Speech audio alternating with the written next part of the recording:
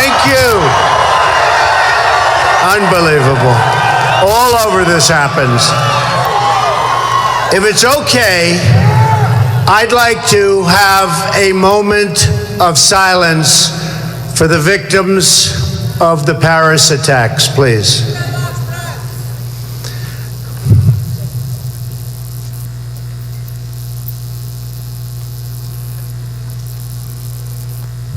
Thank you very much. Terrible. Terrible. What's going on is terrible. And when you look at what happened in that case, it was just reported, one from Syria. Our president wants to take in 250,000 from Syria.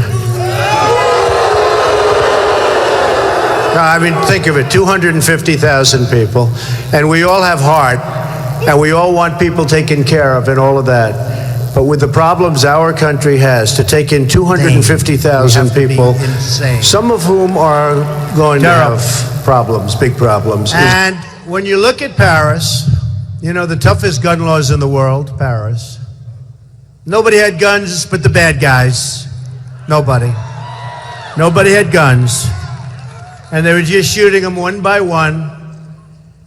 And then they broke in and had a big shootout and ultimately killed the terrorists. And I'll tell you what, you can say what you want, but if they had guns, if our people had guns, if they were allowed to carry,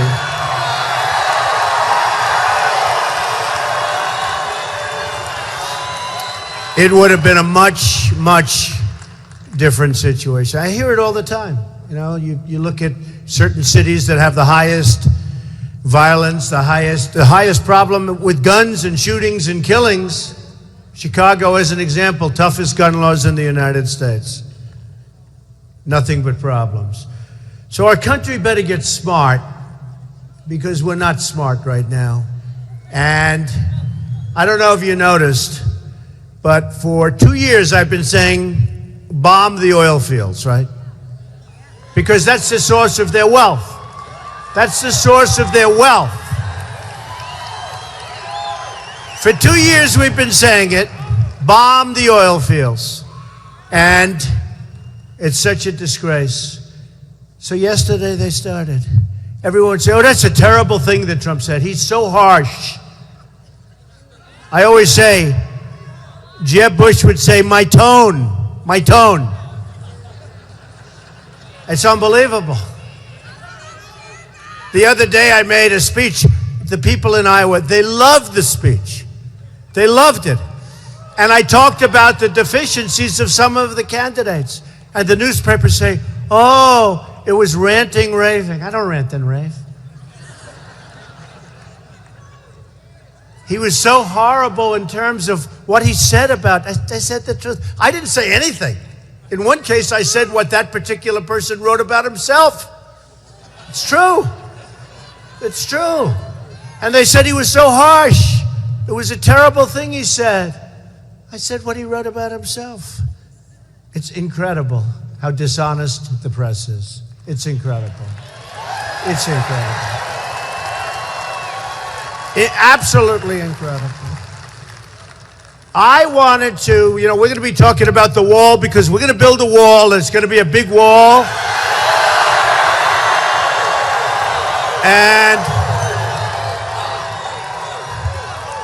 And it's got to look beautiful because someday they'll probably end up naming it the Trump Wall. It's got to look beautiful.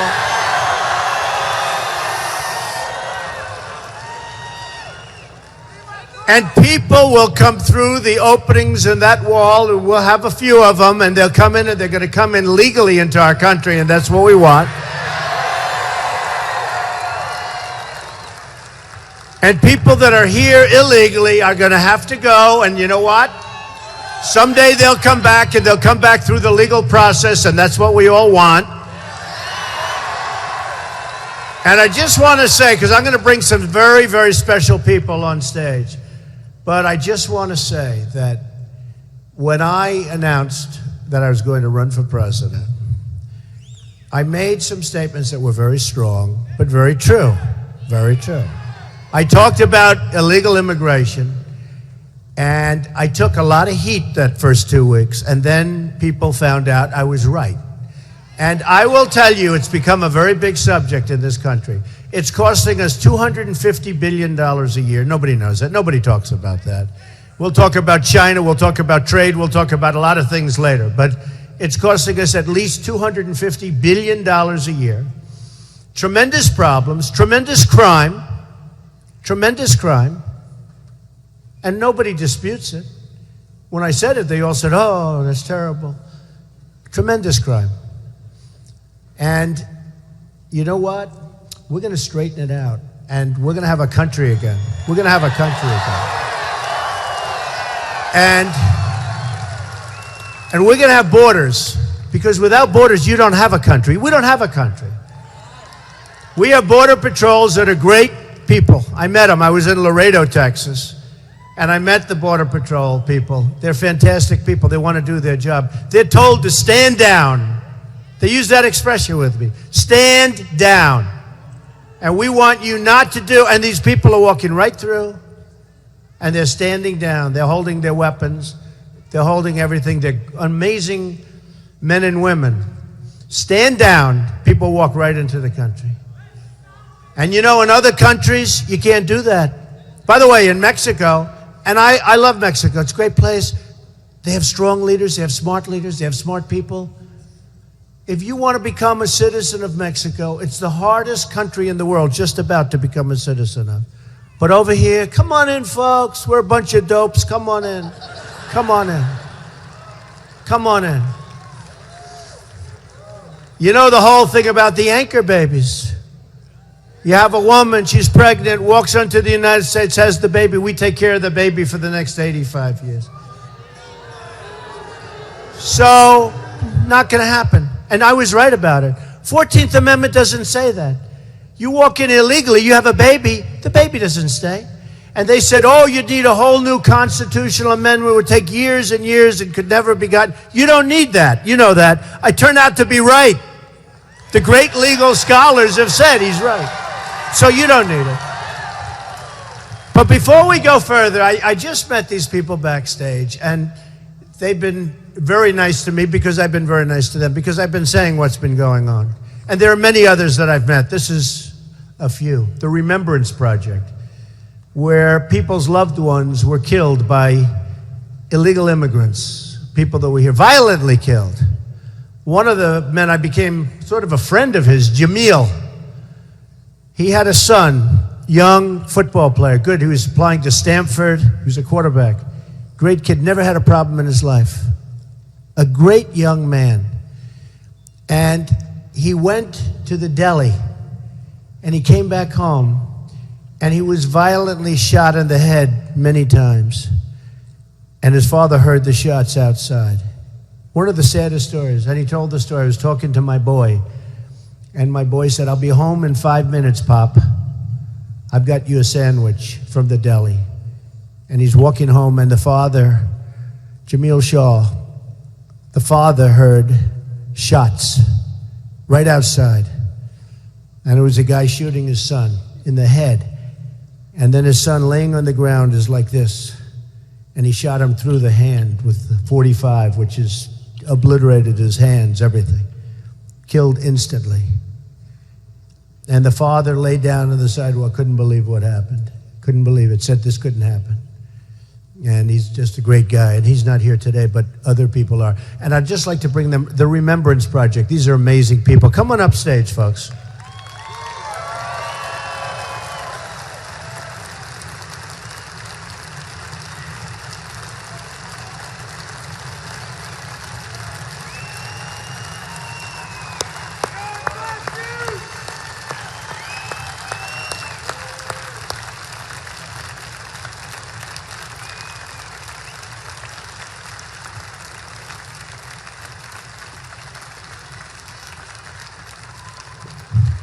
These are amazing people, and no matter where I go, I meet people that have lost a son, a daughter, a brother, sister.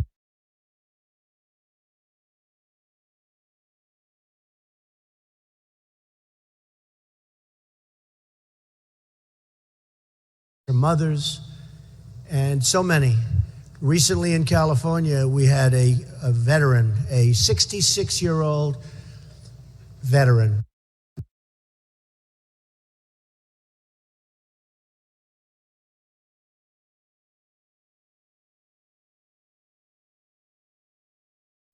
But we can't have this anymore. We just can't have a country like this where it's being run like the way it's being run. So, come on over. Say about your boy and what happened real quick. Thank you, Mr. Trump. My name is Laura Wilkerson. My son Joshua was 18. He was asked for a ride home by someone we found out later was illegal. He beat him in the head with a closet rod. He strangled him, let him go, strangled him, let him go. He kicked him in the stomach so hard that it sliced his spleen in two. And after he finally murdered him, he tied him up like an animal, threw him in a field, and set him on fire. It's something you don't want to live through. The list is on and on. Thank you, Mr. Trump, for bringing it out, and the media is finally picking up on it. It happens every single day. It happens every day. I want to say just one thing. Don't forget Brandon Mendoza, Dominic Durden, and Drew Rosenberg. They're not here today, but there's a long list of names. Thank you. Thank you.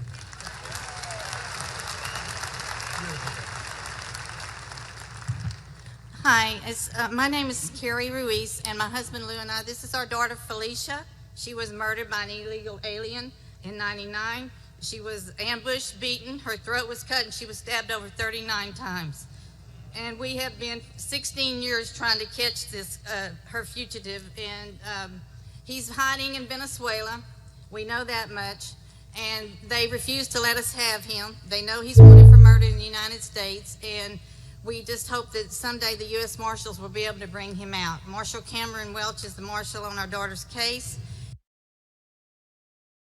We just want justice for our daughter, so I'm a little nervous up here. But please, we need to elect someone like Mr. Trump for president so he can stop all this, please. So I just realized as I was listening that, so in Venezuela, I'm going to do just fine with Venezuela, believe me.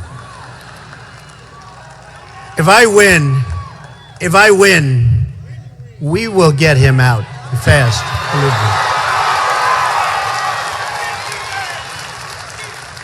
Hi, my name is Rhonda West. My son is Kendrick Owens.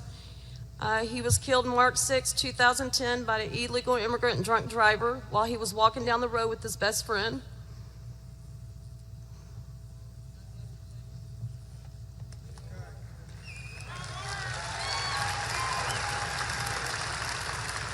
I want to thank you, Mr. Trump, for everything you're doing, and you're our only hope. We love you. We love you. Thank you.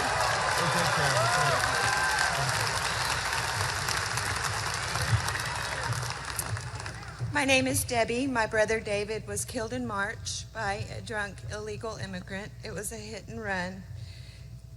The accident severed his legs, and the body was lodged in the windshield.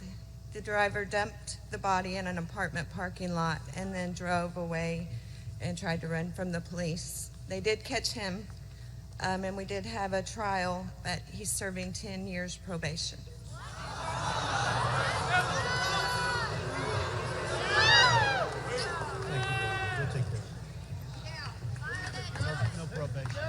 My name is Dan Govach. I'm the father of Spencer Govach. This is my son. He was 25 years old. January 31st this year, he was sitting at a red light in the neighborhood that I grew up in. An illegal alien from Mexico that had been deported 4 times, had a rap sheet that included felonies, assaults, and burglaries, and had been in our federal prison system for 5.5 years. Pulled up to a red light, randomly picked my son out, blew his brains out, went on and shot 4 more people. Listen, this is the result of politically correct politics. They have no problem sacrificing your loved one, your child, for the advancement of their own little agenda, but they will PC you into the ground. And I want to thank Mr. Trump for standing up and saying the things that need to be said that no one else is saying.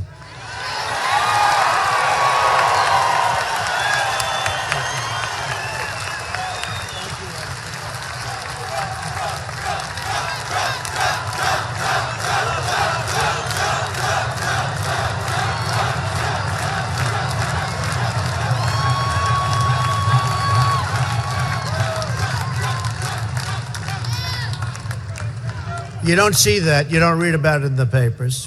You don't read about it. You don't see it. It's just unbelievable. And I see it all the time wherever I go because I'm the only one that talks about it. It's like devastating. It's so hard to watch. It's devastating. And you can imagine, for no reason. And there's so many more. I mean, I have met so many families, become friends with some of them. And you just say, how can it happen? The sanctuary city stuff is just unbelievable.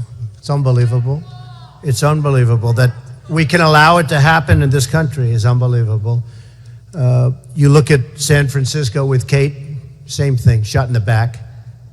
And 5 times they threw this guy out of Mexico. In my opinion, they threw him out of Mexico because they didn't want him in Mexico. They say, hey, the U.S. doesn't know what it's doing. We'll send him over there. So the fifth, well, or do something very strong to him in this case because, you know, Kate's Law is a good thing. They can't even get it passed. They probably won't get it passed. And it's a tough thing. I see so much of it. I see so much of it because wherever I go, I want to meet the people. And they're devastated. Their lives are ruined. I mean, hopefully not, but you see, I mean, it would be easy to say, oh, it's going to be fine with time. It's not. One of the parents said to me, it was 10 years. And one of the parents said to me, it's worse now than it was 10 years ago. So, you know, the time thing that we all say, we always like to say, I don't think it really works. But it's something that we're going to do something about, that if I win, believe me, we're going to do something about it. We're going to do something about it. All right, let's talk about a little more pleasant situation because we have so much negative news. You know, I wrote the new book, right? Crippled America. And I picked the worst possible picture of myself. It was terrible. But what are you going to say? It's crippled America. And it is. We have a president. He just came out. You saw what he said. He made a little statement. I want to say it exactly as he said it because, you know what? I have such a good memory, I don't need it. But he said, we have ISIL. You ever notice he always says ISIL? I've always said ISIS. I don't know. I like it. I don't know what. But he always says ISIL. I think he does that to maybe, who knows, maybe. Why does he do that? He's one of the few. I say ISIS. Everyone seems to say ISIS. He says ISIL. But he said, we have ISIL contained. Now, this was yesterday, a few hours before the attack, where you had plenty of Americans involved in that, too, in terms of the being involved on the injury side and worse than that. But we have ISIL contained. We have leadership that doesn't know what they're doing, folks. We have leadership that doesn't know what they're doing. And we have to change. We have to go back. We have to go back to where we used to be years ago when we were strong and powerful and people respected us. And when you had a Sergeant Bergdahl who's a traitor, he was shot for being a traitor. He's going to get nothing. And we trade Sergeant Bergdahl for 5 of the biggest killers that they want right now back on the battlefields. They're back on the battlefields. We have to go back. You have to go back in time a little bit. You know, some people would say, oh, you're going in the wrong direction. And one of the folks mentioned the words politically correct. It's true. It's true. You know that in terms of Remembrance Fund, when I was with a group about 2 months ago, when they heard that one of their sons was shot and killed instantaneously, the police, who I love, the police are the greatest. I'm with the police so much. Their power's been taken away, and that's why you have the problems in so many of the inner cities and so many of the other places. They can stop it, but their power's been so taken away. They don't want to lose their jobs. They're afraid they can't even talk to people anymore. Can't even talk to people. But I was with them, and they said to me, everybody was so great. They were helping me. And when they found out it was an illegal immigrant, everything stopped. They didn't want to get involved in solving the crime. Once they found out who it was, and they couldn't, and to this day, they can't get people involved in going. In other words, it's different. If you shot somebody, or if you shot something, they go, I mean, they give you, it's tough. But they found out it was an illegal immigrant. And the man, and I then did research. And it's so tough, the system is so tough and so against law enforcement that when they find out situations like the people that just came up, when they find out about it, they don't pursue that like they would a regular situation with an American citizen doing the shooting or doing the killing.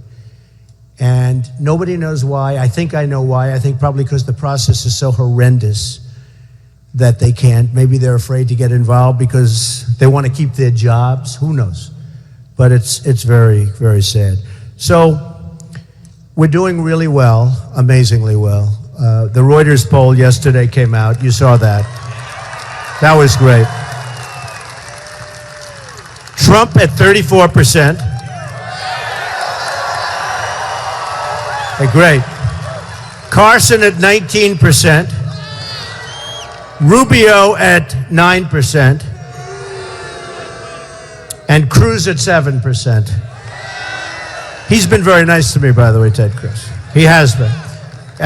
In Florida, Trump 37%. How good is that? I mean, think of that. Rubio 16%. He's the sitting senator. So I'm at 37. He's at 16. That's pretty good. That's pretty good. That one just came out. Here's what you're going to like the best. Trump is leading in Texas. Does that sound good? That's what I like. You know what I also like? In one of the national polls, best in foreign policy. They have me down in foreign policy as best. Okay, so I wrote a book, The America We Deserve. And in the book, it came out in 2000. I talk about a terrorist named Osama bin Laden. Now, this is before the World Trade Center came down by a couple of years. Somebody said like 18 months. But I talk about Osama bin Laden in the book. And one of the big moderators on one of the morning shows heard about this, said, let me see that book. When was it written? 2000. Well, wait a minute. Trump was talking about Osama bin Laden in 2000. That was before the World Trade Center came down. He took it down. It was his people. Wow. And the guy goes, wow, that's amazing. I'm really pretty good at this stuff. I'm telling you. I'm telling you. You know, another thing just happened.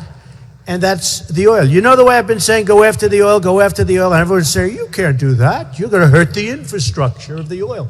Hey, we're in Texas. I've seen what those companies and your companies can do. In about 12 minutes, they'll rebuild that infrastructure so fast with you folks building it.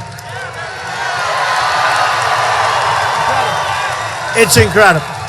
So fast.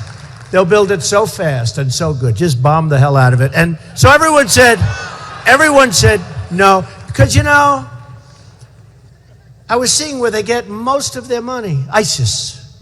They get most of their money from oil. Some in Iraq, some in Syria. Some say, oh, you can't bomb Iraq. That's a sovereign nation. Do me a favor, bomb them. Sovereign nation. Sovereign nation. You know what that is? Sovereign nation, sovereign crooked nation. They were supposed to take everyone in. They didn't take everyone in. They wanted to run it all themselves. That's what happened. That's how ISIS formed. Okay? That's what happened. And ISIS turned out to be a lot tougher than they are. So they have oil, and that's where they get most of their money. They also get it from banking sources. And boy, am I good at banking. I would come down on those sources.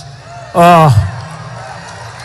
There's never been a presidential candidate that knows banking like Trump, believe me. Believe me. They get a lot of money from banking, a lot of money through different channels of banking. And you can say, believe me, that problem can be solved quickly. But I said, bomb the oil, take away. And for 2 years, how long have I've been saying it for 2 years? It's almost like I stopped saying it because everyone was saying to me, oh, you can't do that. You can't do that. Why? They didn't know why, but they just said you can't do it. So yesterday, they started bombing the hell out of the oil. And I said to myself, I wonder if I'm going to get any credit for that. And actually, a number of people called. Jake Tapper was one from CNN, sort of saying, wow, they did what you said they should do. And I had 3 or 4 big anchors call, said, wow. I said, tell me, are you going to say it on the air or are you just saying it to me? You know, they say it to me because I get good ratings. They want me to go in their show. I said, say it on the air. Don't tell me. So they're doing, but I actually took it a step further, if you remember. I said, take the oil. Don't bomb. Take the oil. Take it. And I said, take the oil, so much money. Take the oil, don't leave. We should have never gone to Iraq. I said that right from the beginning. It's all called vision. You know, people say, Trump has a very tough tone. He has a very tough temperament. We need a tough temperament now, folks. We need.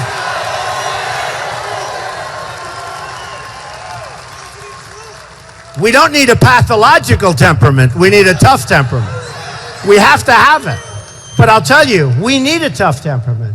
But if you remember, and in 2003, 2004, I said, you're doing a mistake with Iraq. There'll be nobody tougher with military than me. Believe me, nobody up on that stage, nobody. And Hillary Clinton is a total disaster, by the way. She's a disaster. She is a disaster. But you have to know when to use your military. So just like I wrote about Osama bin Laden and all these people are saying, I can't believe it. Trump, and you know the reason I wrote about it? Because there was so much talk about him. He was a bad guy, you know. And people were writing about him. And he said, he's coming into the United States. He's going to do some real bad damage. That's what he said. So I said, knock the hell out of him before he comes in. Then he came in, he knocked down the World Trade Center, you know. They could have done a job on that, but they didn't. But you have to know.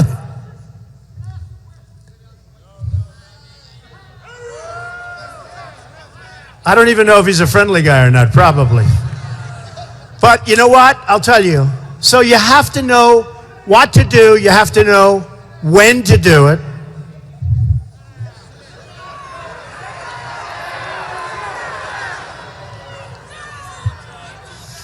It's usually friendly. The friendly ones I like to be nice to. The unfriendly ones we have to be a little bit tough with, like being. So you have to know when to use it. You have to know when. And the cheapest thing we can do is to build up our military and make it strong again. Because we'll never have to use it. We'll never have to use it. Right now we're depleted. We're depleted. We've been fighting politically correct wars. Everything's politically correct. We don't want to do this. We don't want to do that. How about this? We have to be unpredictable, right? And I say that all the time. Somebody said the other day in one of the newspaper articles, Trump's unpredictable. That's a great compliment. You know, I tell the story. Recently, there was a story about me on a business deal, and I won. I really beat the hell out of these people, which was fine. They weren't very nice. But they interviewed the people a while ago, and they said, what do you think of Donald Trump? They said, he's so totally unpredictable. And I beat them because of unpredictability. Now, sometimes you want to be unpredictable for your own reasons, and it's purposely unpredictable. Not like you don't know what you're doing, but you got to be a little bit unpredictable in life. And they said, he beat us because we couldn't figure him out. He's a good poker player. We couldn't figure him out. So here's the problem. President Obama announces last week, we are going to send 50 troops, our finest, into Syria and into Iraq. We are going to send them. They'll leave tomorrow around 8:15. They'll be arriving, they'll be landing at a certain airport in about 14 hours. And they should be getting off the plane. So if you want to set up your military and your everything to try, they have a target on their heads. These 50 people have a target on their heads. So now all over Syria and Iraq, they're looking for these 50 guys. These are the top guys. These are the top people that we have.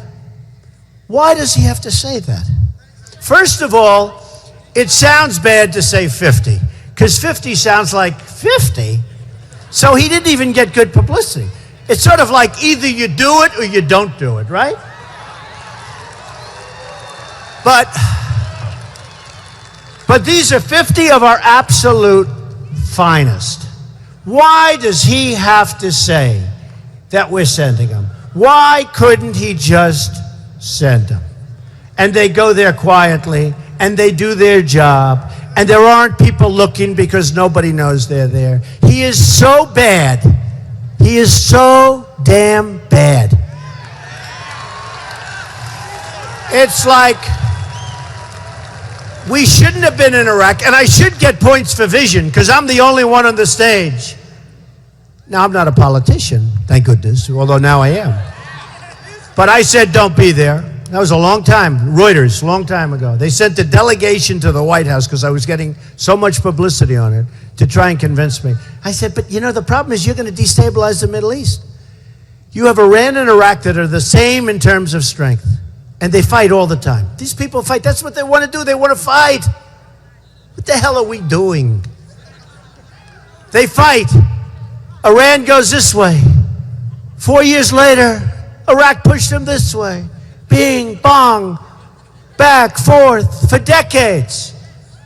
I said, if you knock out one of those elements, including Iran, but if you knock out one of those elements, the other one's going to just take over. What are you doing? They're not poker players. They're not chess players. They're not anything. Honestly, they're politicians that don't know what they're doing. That's what they are. So I said, don't go in. And I was right about it. They said weapons of mass destruction, they didn't exist. And Saddam Hussein talked about weapons of mass destruction. And he boasted. You know why? Because he wanted to scare Iran. It made sense. He didn't want to say. So I couldn't understand because he overplayed his cards, right? They ended up finding him in a pipe. He came a long way from the castles to a pipe with dirt all over his face. And he's a bad guy. But you know, they end up, and I figured out why. He's always fighting with Iran, and he wanted Iran to think that he had weapons of mass destruction. So they would be scared, and they wouldn't go all the way, et cetera, et cetera. Makes sense. So he couldn't, that's why he overplayed his hand. He couldn't not say that. And then we ended up making a big mistake, and we've totally destroyed the Middle East. And then come Barack Obama and Hillary. And what happened there is now we're in, and he announces another time, just like he did with the 50 so, he announces when we're leaving. We're going to leave. He got creamed all over the place, just creamed. I mean, they beat him all the time. You know, we don't win wars anymore. We don't win anything anymore. Do we win wars anymore? I remember when I was young, we never lost a war, right? Since then, we lose every time. We can't beat ISIS. We can't beat anybody. We can't make, I will, believe me. Believe me. And it'll be fast. It won't be long. It'll be fast because I want to get around to rebuilding our country. Believe me. I will. So you look at what happens with Obama. He announces that this is the same thing as with the 50 men. 50 men will be going in. This is the same thing. We will be leaving Iraq on October 31st at 3:30 in the afternoon. So what happens is the enemy says, oh, wow, they're leaving. They're leaving. That's great. Let's pull back. What the hell do we have to get shot? You know, you read about all the stories that they want to get killed. They don't want to get killed. They don't want to get killed.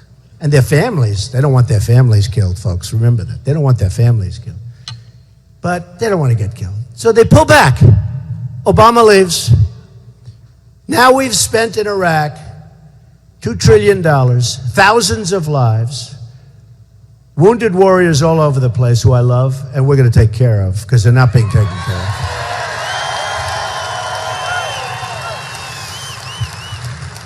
So Obama made a mistake. See, he's totally predictable. He's totally predictable. We're gonna send the 50. We're gonna take them out here. Now, if he would have said, we're never taking them out, we're gonna build up, even if he didn't do it. And I know the press is gonna say, well, Mr. Trump would tell a fib. He would tell a fib. I don't tell a fib. Why would they ever say that we're taking the people out when they took them out?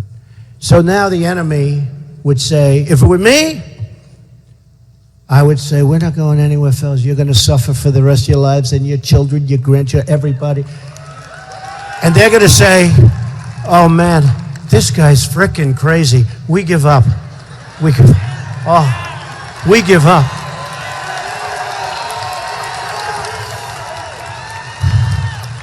So Obama told them when we're leaving, left, and then they go in and it's a mess now. And as sure as you're standing there, you know the fact. I mean, you see the same papers and same stories that I'm seeing. But Iran is taking over Iraq.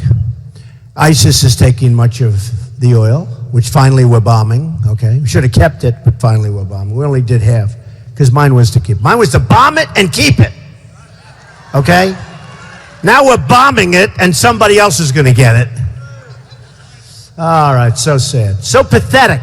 And you know what I wanted to do with the proceeds of that oil? I wanted to give a lot of it to the families that suffered and lost lives and lost their sons and daughters in Iraq.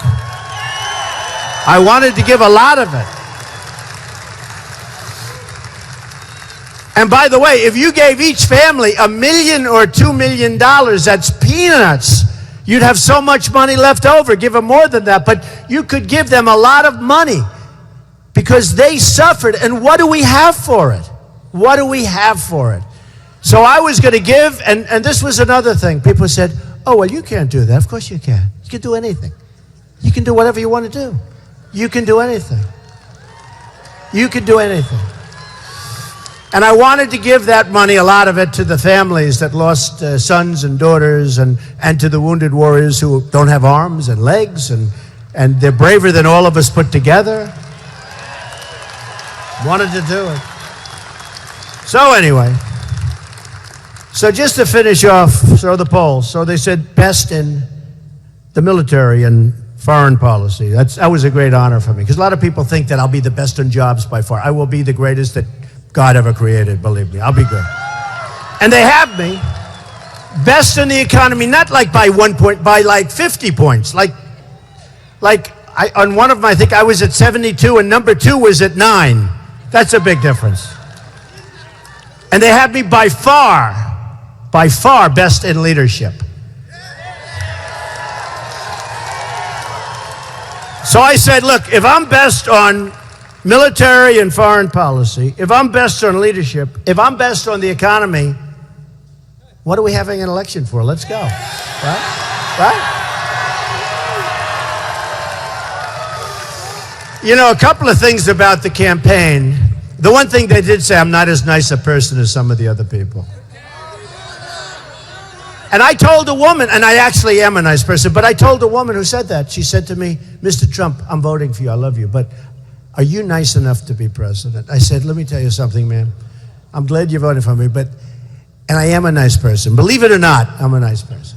And I have a lot of good relationships. But I will tell you, especially with the people, we have a good relationship.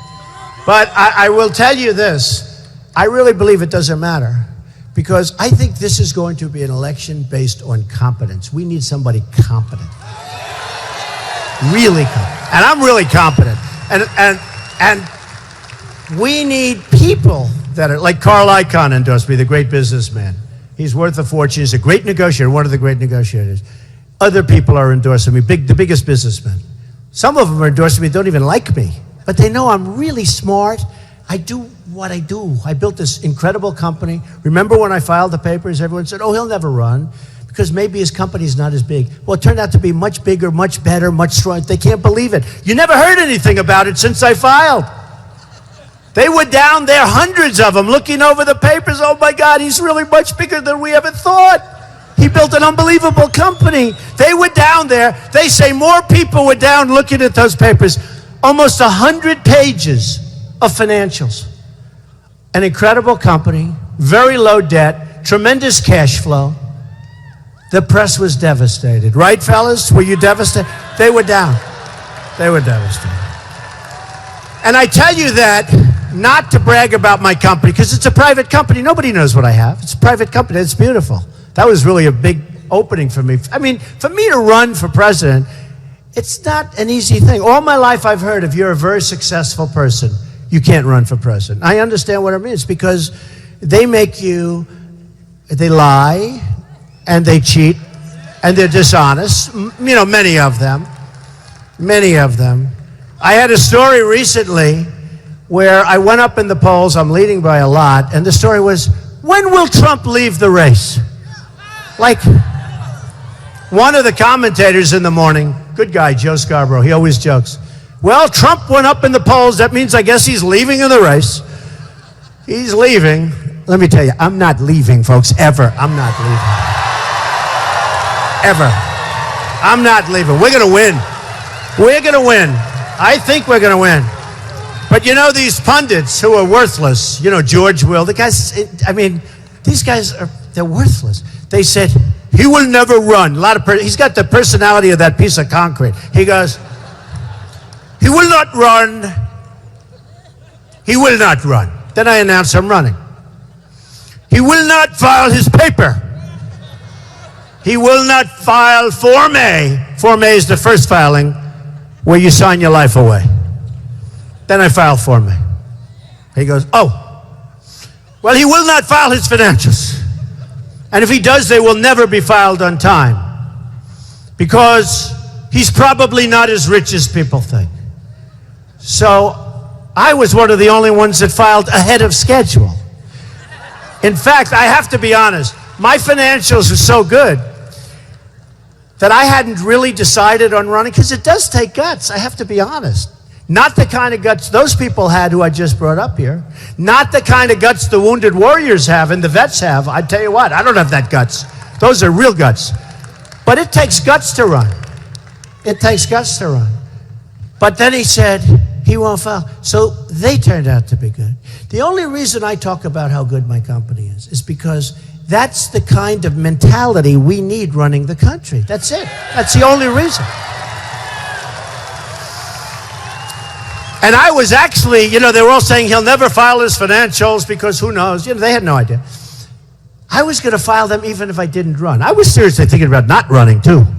You know what I did? You know the famous scene of my coming down the escalator with my wife, Melania, who looked very beautiful coming down the escalator. We have to see. You will have one beautiful first lady, that I can tell you. And she's got a great heart, and she is really smart. But she's got a great heart, but she's coming down, and she's a very calm person, and she's waving beautifully like this. Remember, very famous scene now. They play it all the time, coming down the escalator. I think they play it because she's in the picture, not because I'm waving, and she's just going like this. But if you remember that famous thing, well, just before then, I said, I wonder if I'm going to do this. I mean, I'm standing up top. The press is all over the place. The place was surrounded. They will tell you. I've never seen it. It was like the Academy Awards. And I did this. I said, because I tell you, I went, let's go. I took a deep breath. I came down in the escalator, and here we are. Who would have known this was going to happen? Who would have known this was going to happen? You know. And a lot of things have happened since, and a lot of great things have happened since, because, you know, I had no idea that I'd do as well as we've done thus far. Now the big thing, these same characters that, you know, that said I wasn't going to run, now they're saying, well, it's only a question of time before he gets out. Why? Why would I get out? I was interviewed by Chuck Todd of Meet the Press. He's a nice guy. And he asked me the question. It just came out where I was leading substantially. And he said, will you get out of the race? And I said to myself, has that question ever been asked to a person that just took the lead? You know, it's such a negative question, isn't it? And I made a mistake. I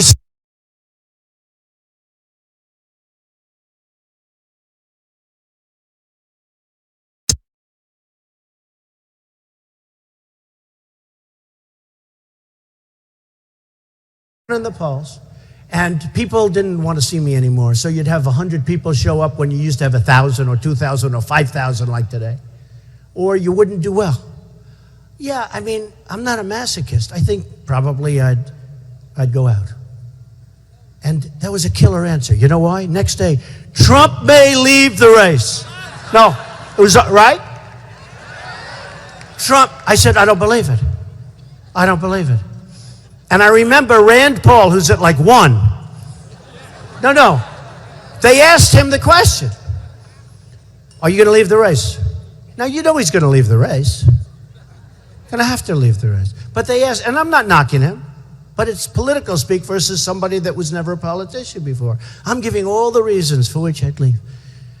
But I'm doing better than I've ever done. And the question shouldn't have been asked. But I give all the reasons. And actually, my wife said, that was a really nice answer. It was such an honest answer. I said, good, I think so. I got killed. Okay. So what happened? They asked Rand Paul. He's at 1 or 2. He's leaving, folks. He's leaving.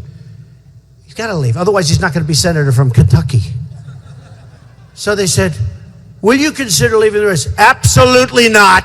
I will not leave the race. There was no story. They asked a couple of other guys. They're at 0. Are you going to leave the race? No, you know it's good. They're at 0 and they have no money. Other than that, they're doing very well. Right? No, they're at 0. I saw it the other day. They asked Lindsey Graham. He's in 2 in South Carolina. I'm at 38. He's the sitting senator. No, think of it. They said,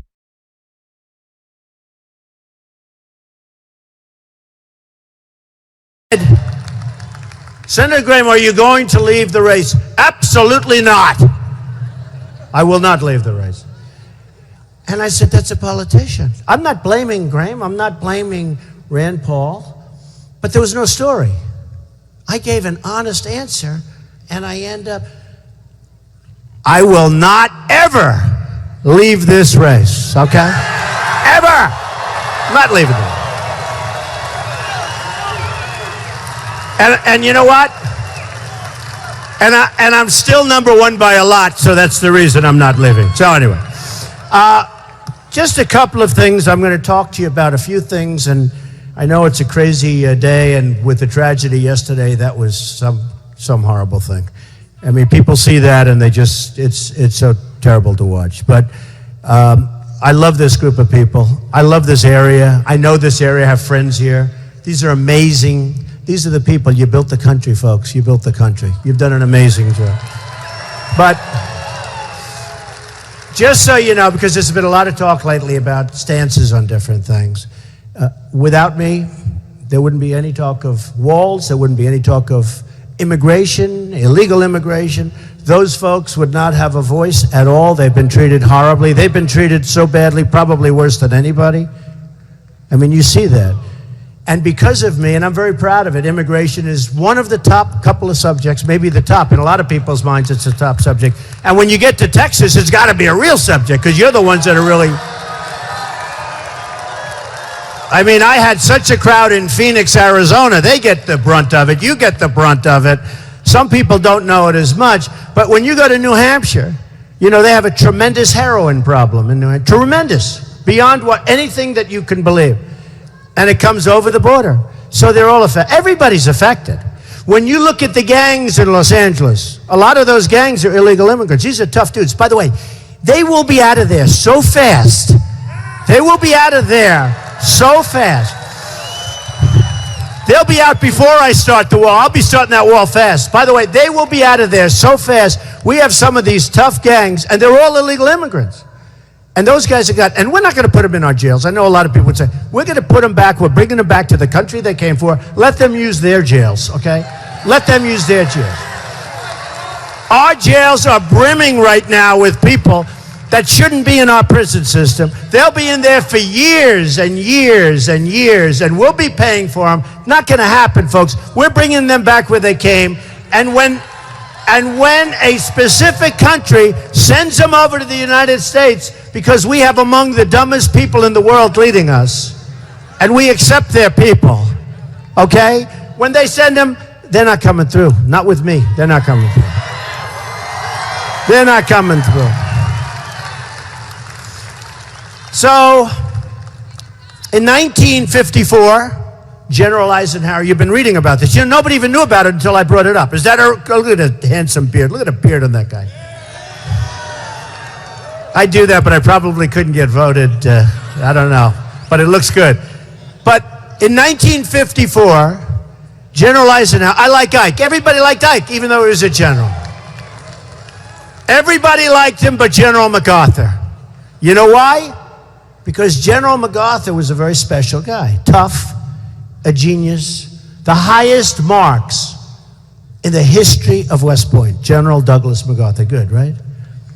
And General MacArthur couldn't stand taking orders from anybody because he felt he was superior to everybody.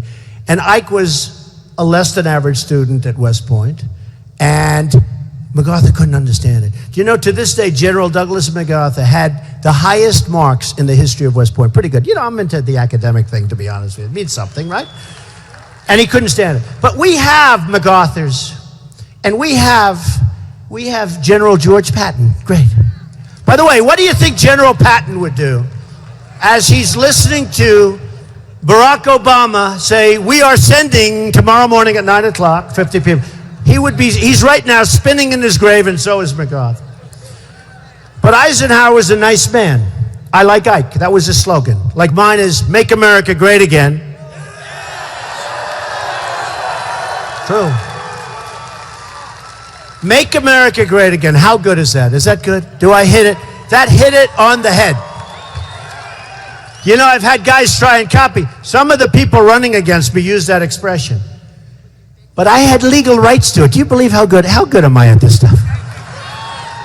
So we put them on notice. They weren't allowed to use that. Can you believe? Make America great again. The plane was landing before, and the pilot saying, coming in, coming in. Okay, you're cleared to land. Make America great again. This is from the control tower. And my pilot said, Mr. Trump heard that. I wanted to kiss those people. Make America great again. But Ike's was a little different. I like Ike, because he was a lovable guy. He was a nice guy. But despite being a nice guy, they had a problem with illegal immigrants. No, nothing changes. They had a problem. So they moved out 1.5 million illegal immigrants, right? They moved them out. They were having a tremendous problem with jobs. You know, jobs is a big thing. They're taking jobs from people that want them. We have 100 million people. A lot of those people want to work. This 5.2% unemployment is nonsense. That was written and designed for politicians so they look good. We probably have 25% unemployment, okay, if you look at it, the real numbers.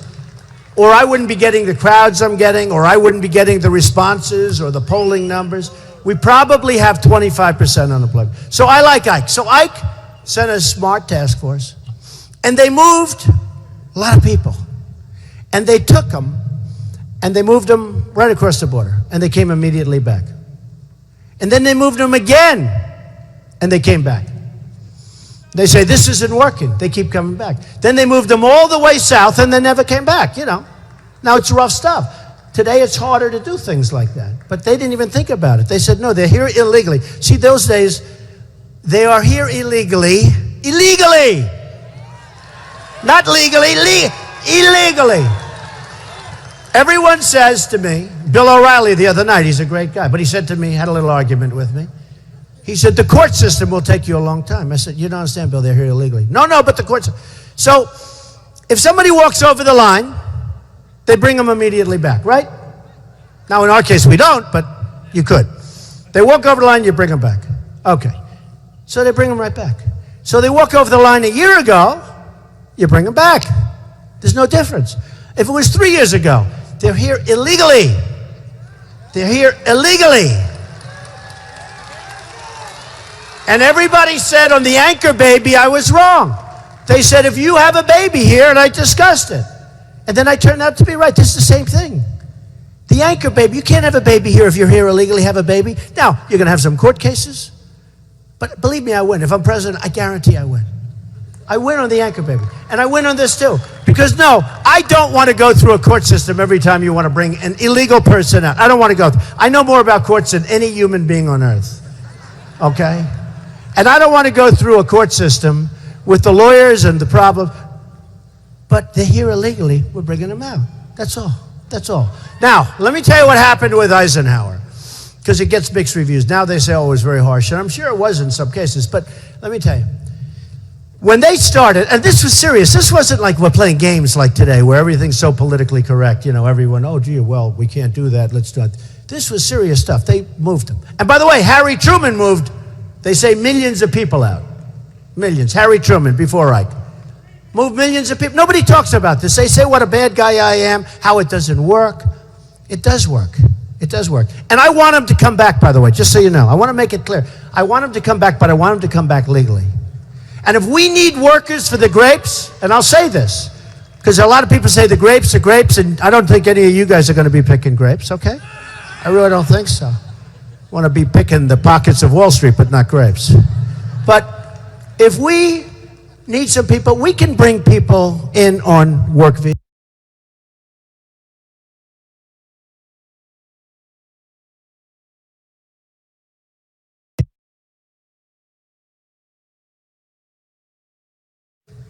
Get caught or whatever. You know what happened? They moved themselves. They moved themselves. They said, oh, wait, they're going to come to us next week. They're going to come to us in a month. They all moved back. Millions of people left. Millions of illegals left. They left of their own volition. Not that stupid Romney stuff with self-deportation. I mean, how...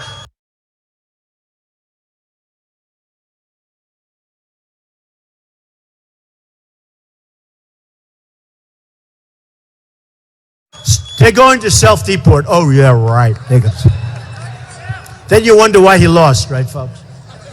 But this is something where many of them, once the system started, and once they saw there was no games, they moved them out. Now, today we have things like E-Verify, where the employer will say, I'm sorry, I can't do it. I use now E-Verify in most of my jobs. I have thousands and thousands of employees. I've hired tens of thousands of employees, many Hispanic over the years, many, they're fantastic. Many from Mexico. Today, many employees from Mexico. They're great. But I have, and I think to me it's very important, E-Verify. So now I find out, are they legal or not? Now, if they can't get a job, they're moving out. They're going to move out. Nobody has to, you don't need soldiers. They're going to move out. It's so simple. But a politician doesn't know this. A politician doesn't know it. They're all talk, they're no action. All they know how to do is get reelected. That's all they know how to do. So, when you see the remembrance, folks, and when you see all the problems, we're not going to have that kind of problem. We're going to have a lot of winning. We're going to be doing a lot of winning, I'm telling you.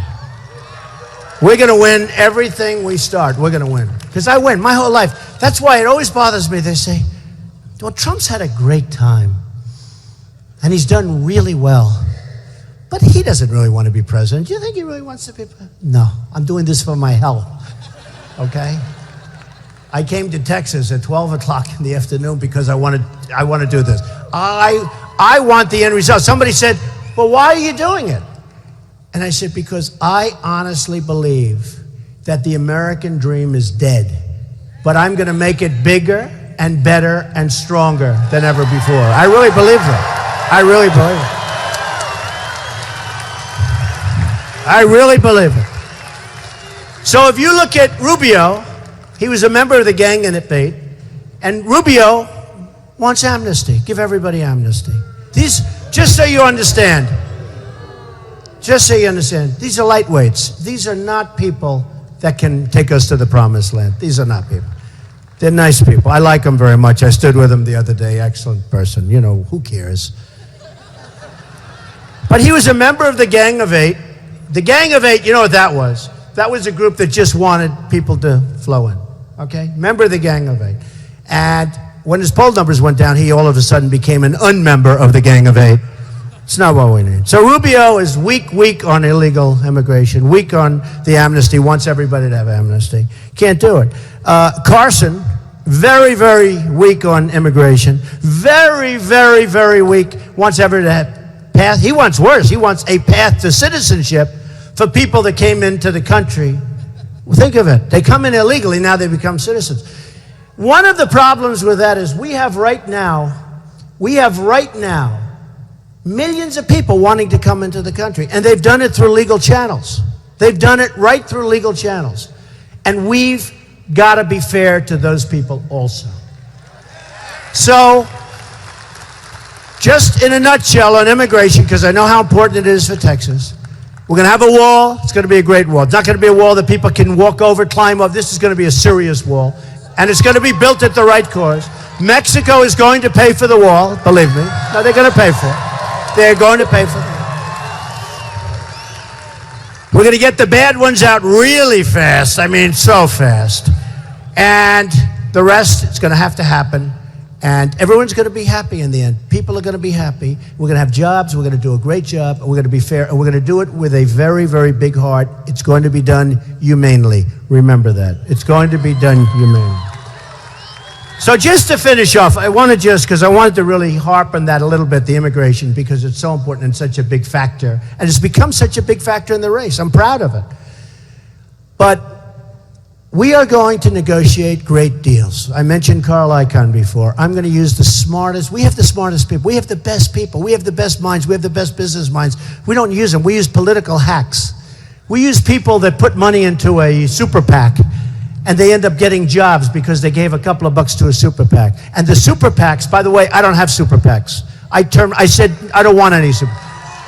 Super PACs are controlling your senators. They're controlling every candidate. They'll only do what's right for those people that gave them money. The donors, the special interest, those are the only people, believe me, they control the politicians. Nobody's giving me any money, other than the small donors, where frankly, if people send in $25 and $50, I have to take the money because it's not that it's a lot of money. If you send that money back, it's so and so. How do you send it back? We don't want your money. So I take small donations, small, and I say, that's fine, because that's like an investment in the country. But it's peanuts. But, so I don't take any money. I'm putting my own money. I'm funding my own campaign. I'm spending a fortune. And I am spending, but so far I haven't spent that much. So far, listen to this one. This is a stat that some people like and some people say, maybe it doesn't sound good, but I like it. The business people will like it. So far, I've spent less money than anybody else, and I've had the best result of anybody else, right? Isn't that beautiful? Isn't that beautiful?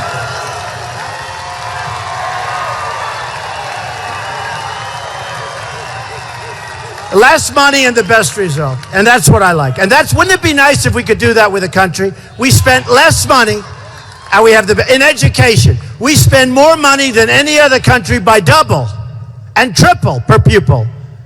And yet we're rated number 28 in the world. We have nations that you wouldn't believe ahead of us. We have nations that you wouldn't believe. So we're going to win on trade. We're going to take our jobs back. We're going to bring jobs into the country. We're going to beat China. We're going to beat Japan. We're going to do great with Mexico. We're going to do wonderfully with that horrible Iran pact. I love to renegotiate deals, okay? But we're going to take that horrible deal, the worst deal I've ever seen negotiated. We're going to end Obamacare. We're going to terminate it. We're going to terminate it.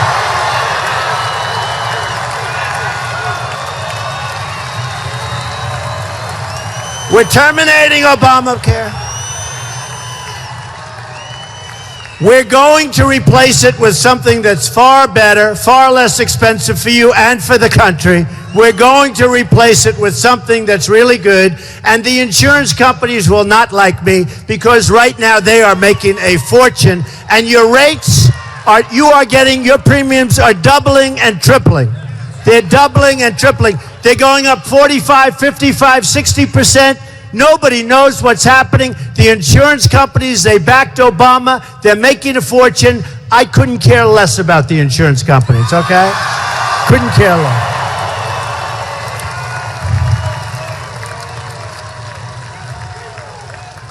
So we're going to start winning again. We're going to win so much. I sometimes joke. I say, you're going to win so much, you're going to get sick of winning. But the truth is, we never get sick of winning. We never get sick of winning. We're going to win so much. You're going to be so proud of this country. You're going to be so proud of your president. And I love you all. Make America great again. Thank you. Thank you. Thank you. Thank you.